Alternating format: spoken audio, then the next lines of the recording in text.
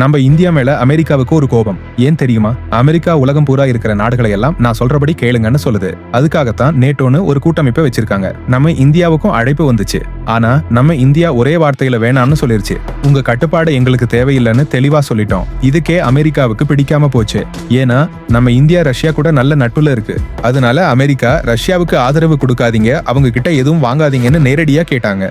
அதுக்கும் நம்ம இந்தியா நாங்க யாருக்கும் அடிமை இல்லை, எதை செய்யணும்னு நாங்க தான் முடிவு பண்ணுவோம்னு சொல்லிடுச்சு. அப்புறம் ரஷ்யாவுக்கும் உக்ரைனுக்கும் போர் வந்துச்சு. அமெரிக்கா ரஷ்யாவுக்கு பொருளாதார தடை போட சொல்லி உலக நாடுகளை தூண்டி விட்டுச்சு. நிறைய நாடுகள் ரஷ்யா கூட உறவை துண்டிச்சுக்கிட்டாங்க. ஆனா ஒரே ஒரு நாடு மட்டும் தைரியமா ரஷ்யாவுக்கு துணை நின்னுச்சுங்க. அது நம்ம இந்தியா. உலகம் பூரா ரஷ்யாவுக்கு எதிராக நின்னப்போ இந்தியா மட்டும்தான் வர்த்தக உதவி கொடுத்துச்சு. இந்தியா அமெரிக்கா கூட நட்பை மதிக்குது.